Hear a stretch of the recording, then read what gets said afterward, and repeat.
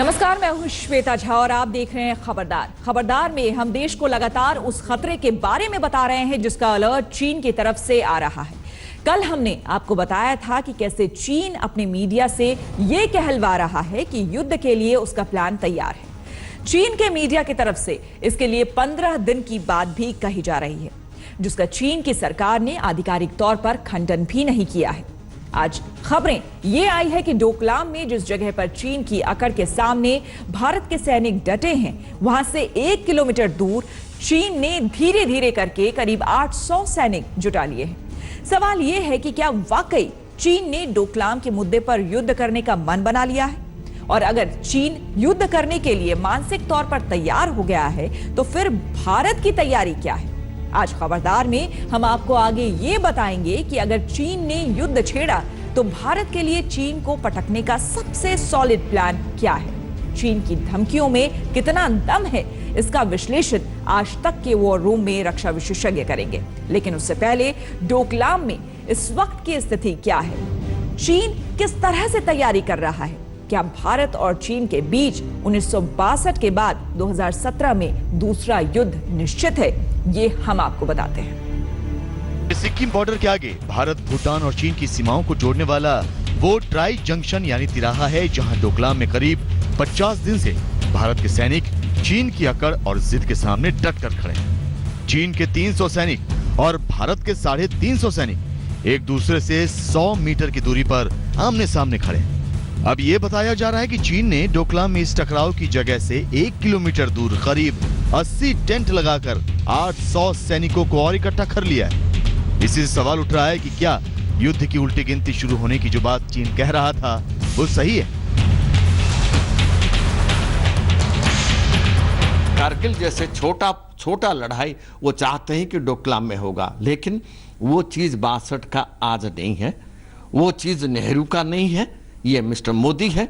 और 62 के बाद जो डेवलपमेंट हमारा डिफेंस को है, पर्टिकुलरली मैं ये बताना चाहता हूँ जो लास्ट 3 इयर्स में डेवलपमेंट ये हुआ है, उसके साथ जो डोकलाम में डेवलपमेंट हुआ है, particular deployment of artillery, deployment of mountain guns, deployment of air force, deployment of missiles, ये वो बात नहीं है कि हम उसको छोड़ के विड्रॉ कर जाएंगे। चीन की अकड़ और जिद डोकलाम में सड़क बनाने को लेकर है, जबकि डोकलाम भूटान का इलाका है। छोटा सा देश भूटान भी चीन की अकड़ के सामने कैसे सिर उठाकर खड़ा है, ये हम आपको आगे बताएंगे। लेकिन इससे पहले डोकलाम पर अपनी बात मनवाने के लिए चीन के डबल गेम का विश्लेषण जरूरी है, क्योंकि एक तरफ तो चीन डिप्लोमेटिक बातचीत कर रहा है, तो दूसरी तरफ अपने मीडिया के जरिए युद्ध की धमकियां दे रहा है। एक तरफ चीन डोकलाम पर पीछे न हटने की बात कर रहा है, दूसरी तरफ बातचीत में सेना 100 मीटर पीछे हटाने का ऑफर दे रहा है। एक तरफ चीन आधिकारिक तौर पर युद्ध की धमकी देने की हिम्मत नहीं कर रहा है, दूसरी तरफ अपने सैनिकों की संख्या बढ़ा रहा है। एक तरफ चीन डिप्लोमेटिक बातचीत में लगा है, दूसरी तरफ अपने डिफेंस एक्सपर्ट के जरिए ये कहलवा रहा है कि कोई समझौता नहीं होगा। चीनी सेना के डिफेंस एक्सपर्ट कर्नल झाओ बो ने कहा कि अब तक चीन ने डोकलाम में भारत के उठाए कदम को हमला नहीं कहा है। धमकी देते हुए कर्नल झाओ बो ने कहा कि डोकलाम में समझौते की गुंजाइश नहीं है। चीन की सरकार, सेना और जनता गुस्से में। कल हमने खबरदार में आपको बताया ही था कि किस तरह से चीन ने फिर से धमकी वाली तोप निकाल ली, जिसमें चीन के सरकारी अखबार 2 हफ्ते के अंदर युद्ध की बात कर रहे हैं। ये कह रहे हैं कि चीन का प्लान तैयार हो चुका है। कुछ अखबारों से चीन की सरकार ये कहलवा रही है कि युद्ध की उल्टी गिनती शुरू हो चुकी है। चीन के सरकारी अखबार चाइना डेली ने कल जो लिखा था, उसकी भाषा चीन की बौखलाहट को दिखा रही है। एक बार फिर देखिए चीन किस बौखलाहट में है। अब भी समय है, भारत को अपने होश में आ जाना चाहिए। 7 हफ्ते हो गए हैं, शांतिपूर्ण हल के रास्ते बंद हो गए हैं, युद्ध के लिए उल्टी गिनती शुरू हो चुकी है। चीन की सेना ने पहले ही संदेश दे दिया है, जिसके आंख कान होंगे उसे संदेश समझ में आ गया होगा। अब भी नई दिल्ली होश में आने के लिए तैयार नहीं है और अपने सैनिकों को अपनी सीमा में नहीं लेकर गई है। इस बार जो हुआ है वो पहले के बॉर्डर विवाद की तरह नहीं है। जिसने समस्या खड़ी की है उसी को समस्या खत्म करनी होगी। जब तक उल्टी गिनती चल रही है तब तक भारत अपने सैनिक हटा ले, नहीं तो उसे अपनी जिद पर अफसोस होगा। पहले तो सिर्फ 1962 की याद दिलाई जाती थी, लेकिन चीन की युद्ध वाली भाषा अब ये हो गई है कि जैसे कल ही चीन भारत पर हमला कर देगा। डोकलाम पर अपनी तैयारियों के बीच भारत को चीन से जुड़े दूसरे इलाकों को भी देखना होगा, जिसमें खास तौर पर अरुणाचल प्रदेश को लेकर चीन शोर मचाता रहा है, जिसे वो दक्षिण तिब्बत बताकर भारत पर दादागिरी दिखाने की कोशिश करता है। पहले सिक्किम बॉर्डर से जुड़े तिब्बत में मिलिट्री ड्रिल करना, युद्ध की प्रैक्टिस करना, ये तो दबाव बनाने के लिए चीन की ब्लैकमेलिंग कहा जा सकता है। लेकिन अब डोकलाम के आसपास सैनिकों की संख्या बढ़ाना चीन भारत की भाषा संयम और धैर्य का टेस्ट ले रहा है। इससे भारत को पूरी तरह से अलर्ट रहना होगा। दिल्ली से मंजीत नेगी के साथ आज तक ब्यूरो। भारत ने अब तक चीन की धमकियों पर भाषा संयम और धैर्य के साथ जवाब दिया है। विदेश मंत्री सुषमा स्वराज ने पहले ही कह दिया था कि युद्ध से हल नहीं निकलेगा। युद्ध की तैयारियों की भी बात नहीं है, क्योंकि युद्ध के लिए सेना हमेशा तैयार रहती है। रक्षा मंत्री अरुण जेटली ने भी संसद में सामरिक तैयारियों के बारे में बताया था। हम आपको बताते हैं कि डोकलाम पर चीन के खिलाफ भारतीय सेना की क्या तैयारी है। सूत्रों के मुताबिक डोकलाम में भारत के 30 टेंट और करीब 350 सैनिक इस वक्त मौजूद हैं। डोकलाम में अगर चीन सैनिक इकट्ठा कर रहा है तो भारत भी 20 किलोमीटर दूर अपने फॉरवर्ड पोस्ट पर तैयार है। भारतीय सेना no war no peace mode में है, जिसका मतलब होता है दुश्मन के सामने पूरी तरह से तैयार रहना। हालांकि अब तक इस इलाके में भारत और चीन दोनों की तरफ से सैनिकों की टुकड़ी या हथियारों को कोई विशेष मूवमेंट नहीं हुआ है। सिक्किम सहित चीन के बॉर्डर पर हर वर्ष सितंबर या अक्टूबर में भारतीय सेना अपना सैन्य अभ्यास ऑपरेशन अलर्ट करती है। बताया जा रहा है कि इस बार ऑपरेशन अलर्ट को निर्धारित समय से पहले किए जाने की तैयारी है, जिससे चीन को कड़ा संदेश जाए। चीन के सरकारी टेलीविजन CGTN के मुताबिक यह भी दावा किया गया है कि भारतीय सेना ने डोकलाम से करीब 35 किलोमीटर दूर मौजूद कुछ गांवों को खाली करवाया है, जहां कई 100 लोग रहते हैं। डोकलाम में टकराव की जगह पर किसी भी मीडिया को जाने की इजाजत नहीं है। डोकलाम के सबसे करीब सिर्फ आज तक पहुंचा था, जहां से हमने चीन की चालों का विश्लेषण करने वाली ग्राउंड रिपोर्ट खबरदार में आपको दिखाई थी। युद्ध की तरफ जाने के खतरे वाले इस टकराव के बीच काठमांडू में बंगाल की खाड़ी के 7 देशों के संगठन बिम्स्टेक की अहम मीटिंग भी हो रही है, जिसमें हिस्सा लेने के लिए भारत की विदेश मंत्री सुषमा स्वराज पहुंची हैं। 2 दिनों के इस सम्मेलन में भारत, भूटान, बांग्लादेश, म्यांमार, श्रीलंका और थाईलैंड के विदेश मंत्री बातचीत करेंगे, जिसमें सबसे खास मीटिंग भारत और भूटान के विदेश मंत्रियों की है। डोकलाम पर चीन से टकराव के बाद पहली बार भारत और भूटान के बीच विदेश मंत्री स्तर की बातचीत होने जा रही है, और ये मीटिंग तब हो रही है जब चीन ये झूठ फैलाने में जुटा है कि भूटान ने डोकलाम पर चीन के दावे को सही मान लिया है, यानी कि डोकलाम को चीन का इलाका बता दिया है। लेकिन भूटान सरकार के आधिकारिक सूत्रों ने आज चीन के इस दुष्प्रचार को ध्वस्त कर दिया है। एक छोटा सा देश भूटान किस तरह से चीन की जमीन कब्जा करने वाली सोच से सिर उठाकर लड़ रहा है, ये बहुत बड़ी मिसाल है।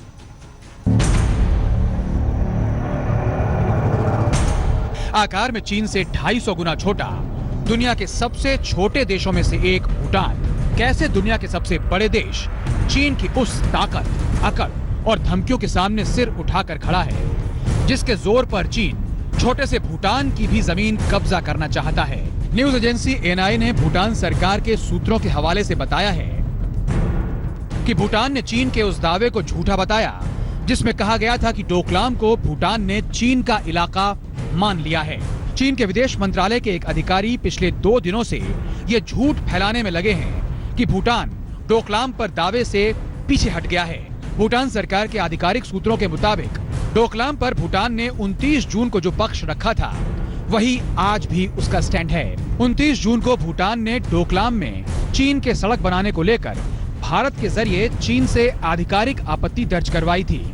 भूटान का आधिकारिक बयान था कि डोकलाम भूटान का इलाका है और यहाँ चीन का सड़क बनाना लिखित समझौतों का उल्लंघन है। चीन और भूटान की सीमा को लेकर विवाद पर 1988 और 1998 में बातचीत करने के समझौते हुए थे। चीन ने डोकलाम में भूटान के इलाके में सड़क बनाने से इन समझौतों को तोड़ा है, जिसके बाद भूटान ने भारत को डोकलाम में आने की अपील की।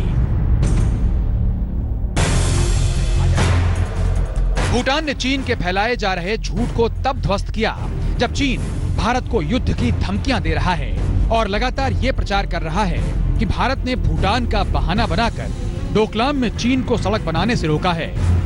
डोकलाम पर इस टकराव और 29 जून को भूटान के आधिकारिक बयान के बाद पहली बार भूटान और भारत के विदेश मंत्री आज काठमांडू में मिले। जहां 7 देशों के संगठन बिम्स्टेक की मीटिंग चल रही है।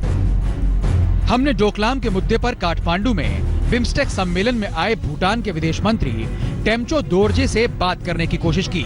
हालांकि डोकलाम पर भूटान के रुख पर आज तक के सवाल का दोरजे ने कोई जवाब नहीं दिया। कूटनीतिक मामलों में चुप्पी भी बहुत कुछ कहती है। काठमांडू में भूटान के विदेश मंत्री डेमचो दोरजी और भारत की विदेश मंत्री सुषमा स्वराज के बीच द्विपक्षीय बातचीत भी तय है। भूटान डोकलाम के मुद्दे पर भारत के साथ है और चीन के सामने सीना तान कर खड़ा है। भूटान अपनी सीमा पर चीन की हरकतों और चीन के युद्ध वाले शौक को लेकर पहले से ही चिंतित है। ये भूटान के नागरिक भी मानते हैं। छोटा सा देश भी कूटनीतिक लिहाज से कितनी अहमियत वाला होता है, ये भूटान से ही समझने की जरूरत है। जहां प्रधानमंत्री बनने के बाद नरेंद्र मोदी अपनी पहली विदेश यात्रा पर गए थे। डोकलाम के मुद्दे पर अगर भूटान झुक जाता, कोई विरोध न करता और भारत के साथ सुरक्षा समझौते के तहत भारतीय सैनिकों को नहीं बुलाता, तो चीन डोकलाम में भूटान की जमीन कब्जा कर ही चुका था। 7 देशों की भलाई के लिए भारत का सुखी संपन्न होना आवश्यक है। तभी जाके कि भारत अपने अड़ोस पड़ोस के छोटे छोटे देशों की कठिनाइयों को दूर करने में काम आ सकता है। चीन की हमेशा से भूटान और सिक्किम पर उसी तरह से नजर है जिस तरह से चीन ने तिब्बत पर कब्जा किया था। वो तिब्बत जहां चीन की सेना ने खून खराबा मचाकर तिब्बत के असली हकदारों को भागने पर मजबूर कर दिया था, जिन्हें भारत ने 1960 के दशक में शरण दी थी। तिब्बती धर्मगुरु दलाई लामा आज भी चीन को भारत से सीखने की नसीहत दे रहे हैं। I think we small community much advanced than big China.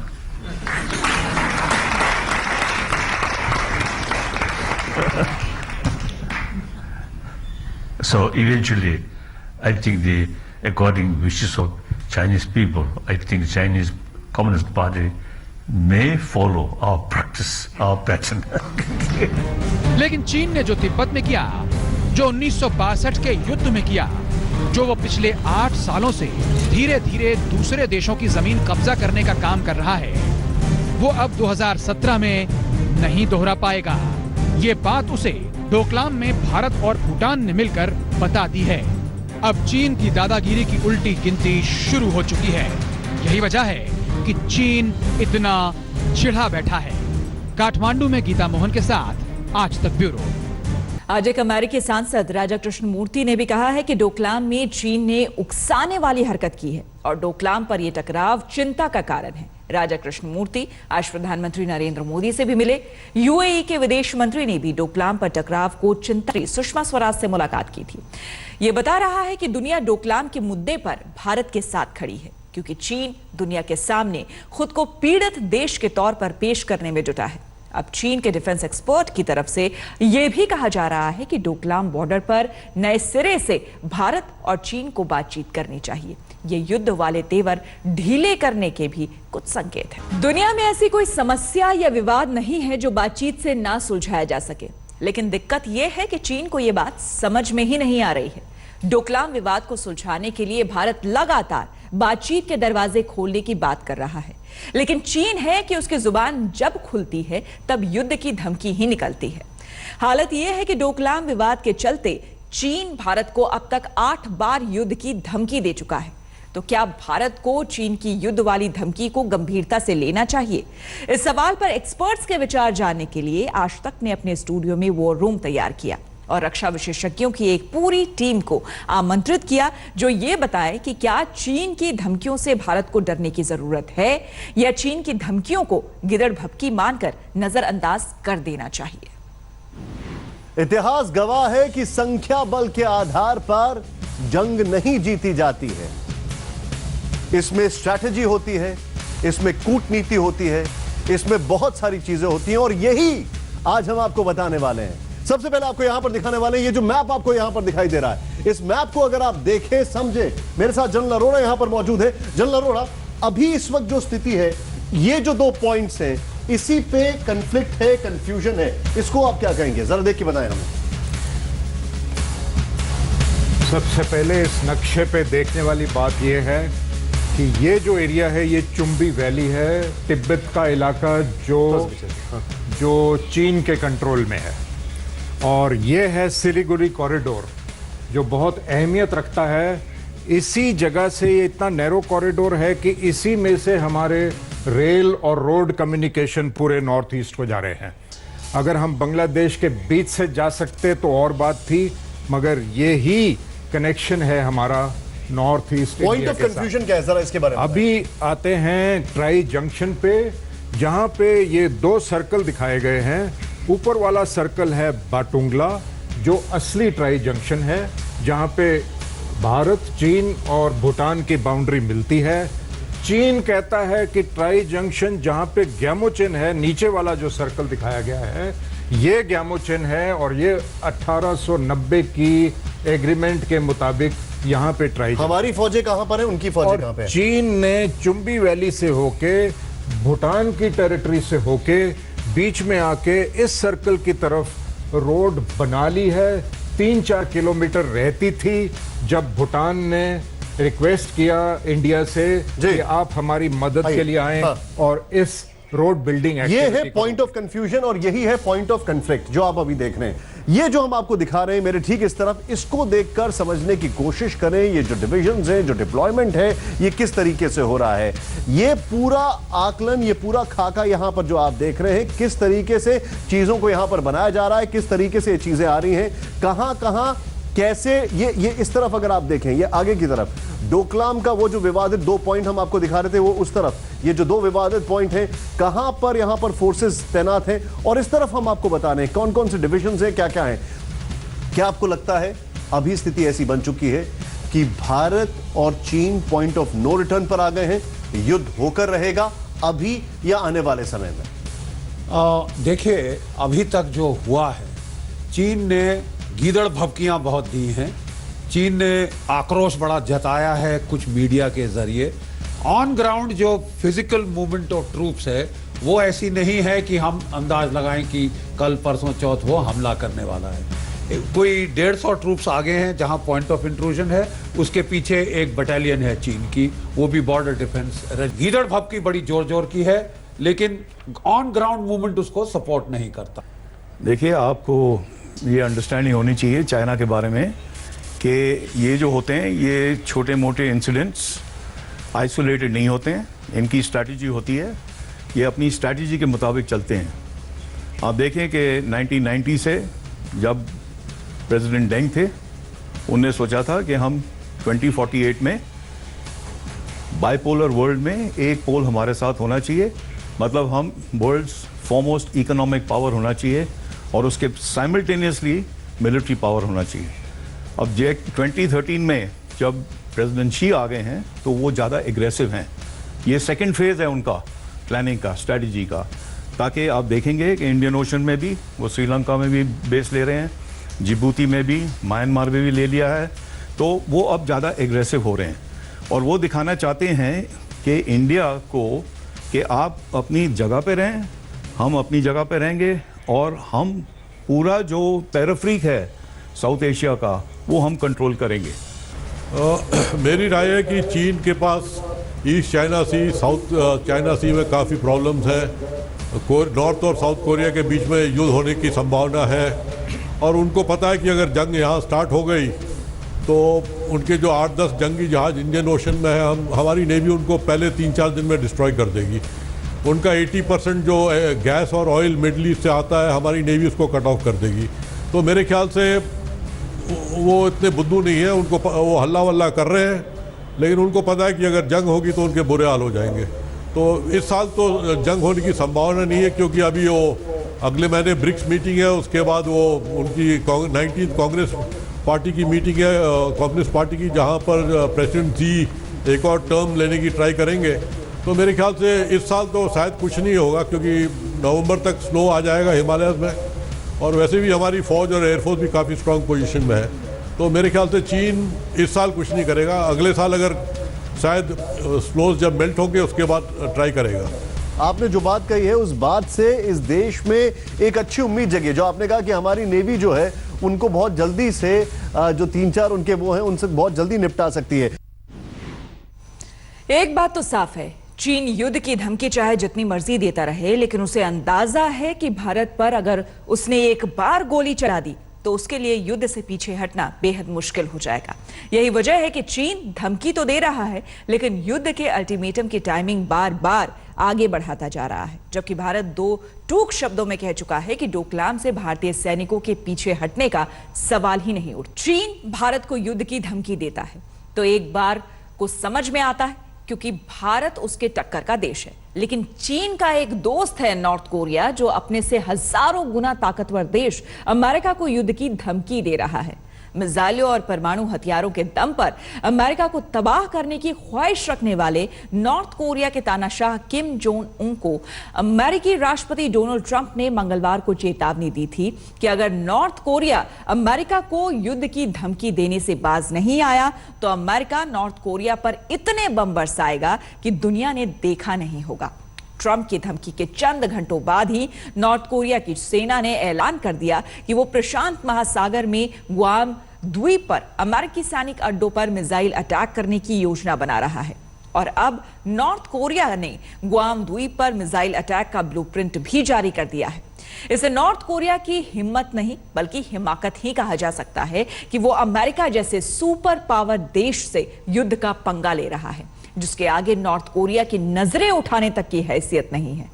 North Korea की हरकतें देखकर लगता है कि किम जोंग उन ने अमेरिका के खिलाफ अपनी सनक पूरी करने के लिए पूरे नॉर्थ कोरिया को मरवाने का प्लान तैयार कर दिया। Best not make any more threats to the United States.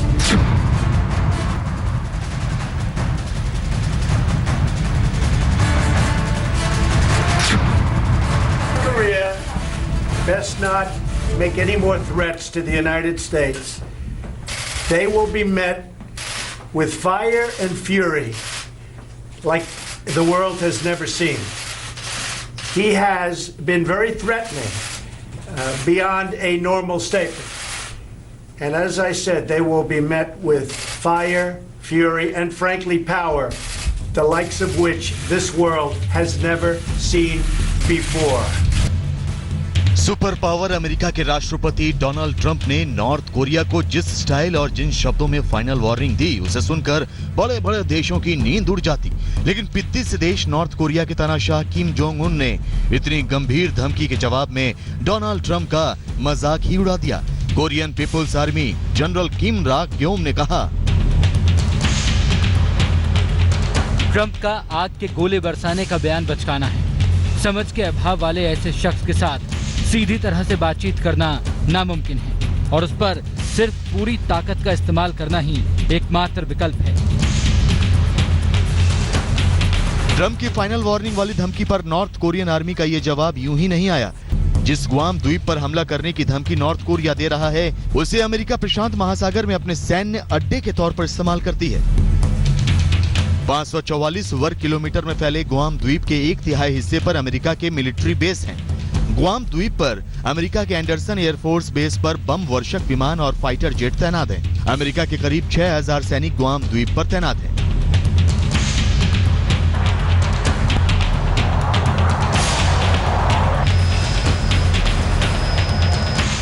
Guam की अहमियत इस बात से समझिए कि इस एक द्वीप की मदद से अमेरिका की पहुंच दक्षिणी चीन सागर, कोरिया और ताइवान तक है। बीते सोमवार को अमेरिकी एयरफोर्स के बम वर्षक विमानों ने गुआम द्वीप से नॉर्थ कोरिया के ऊपर उड़ान भरने की प्रैक्टिस भी की थी। गुआम द्वीप नॉर्थ कोरिया की राजधानी प्योंगयांग से 3400 किलोमीटर दूर है, जबकि अमेरिका से गुआम की दूरी करीब 11000 किलोमीटर है। जानकारों के मुताबिक नॉर्थ कोरिया ने गुआम द्वीप को इसलिए चुना क्योंकि ये नॉर्थ कोरिया की मिसाइलों की रेंज में और अमेरिका के मिलिट्री कैंपों की वजह से गुआम द्वीप नॉर्थ कोरिया का सॉफ्ट टारगेट बना। फर्स्ट ऑफ ऑल, सबसे पहली बात यह है कि गुआम आइलैंड जो है वो पैसिफिक के एरिया को कंट्रोल करने के लिए, जो कि Japan, north Korea, south Korea और चाइना, इन सब को देखते हुए गुआम बहुत ज़रूरी है। लगभग 1000 किलोमीटर दूर है नॉर्थ कोरिया से और उसी तरह से साउथ कोरिया से भी थोड़ा सा और दूर है। ये यूनाइटेड स्टेट्स की एक बड़ी ज़रूरी बेस है। यहाँ पर यूनाइटेड स्टेट्स के सबमरीन बेस है और अब उनकी बॉम्बर्स जो हैं स्टेल्थ बॉम्बर्स जो B-52 वगैरह हैं वो मेन लैंड यूनाइटेड स्टेट्स से उड़ के वो गुआम पे रिफ्यूल करके फिर कुछ भी ऑफेंसिव काम कर सकते हैं। नॉर्थ कोरिया परमाणु हथियारों से लैस देश है और अमेरिका को अपना दुश्मन नंबर 1 मानता है। ट्रंप जिस वक्त नॉर्थ कोरिया को विध्वंसक तबाही की धमकी दे रहे थे तब उनके दिमाग में नहीं आया होगा कि नॉर्थ कोरिया इतना बड़ा पलटवार करेगा। नॉर्थ कोरिया की आर्मी के जनरल किम रॉक ग्योम ने गुआम द्वीप पर मिसाइल अटैक का बाकायदा ब्लूप्रिंट जारी कर दिया है, जिसके मुताबिक नॉर्थ कोरिया की मध्यम दूरी की 4 बैलिस्टिक मिसाइल जापान के ऊपर से उड़ते हुए गुआम के पास समंदर में अटैक करेंगे, जिसकी फाइनल डेट तय करने के लिए supreme commander Kim Jong Un के ऑर्डर का इंतजार किया जा रहा है। गुआम एयरफोर्स का और नेवी का बहुत बड़ा बेस है अमेरिकन, तो अमेरिकन ट्रूप्स जो हैं गुआम में बहुत ज़्यादा संख्या में हैं। तो अगर उनको स्ट्राइक करना है अमेरिका को तो एक तो मेनलैंड में स्ट्राइक कर सकते हैं और दूसरा गुआम में short range missiles, medium range missiles से काम हो जाएगा। पर जो कोनस है, जो सेंट्रल मतलब अमेरिका है, वहाँ पे तो उनको लॉन्ग रेंज बैलिस्टिक्स मिसाइल की जरूरत पड़ेगी।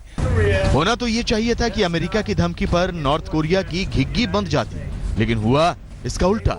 नॉर्थ कोरिया जिस तरह खुलेआम अमेरिका को हमले की धमकी दे रहा है उससे अमेरिका के सब्र का पैमाना कभी भी छलक सकता है और अमेरिका का इतिहास बताता है कि गुआम द्वीप पर मिसाइल अटैक करना नॉर्थ कोरिया के लिए खुदकुशी करने की कोशिश करने जैसा होगा, जिसमें उसकी जान भी जा सकती है। आज तक ब्यूरो।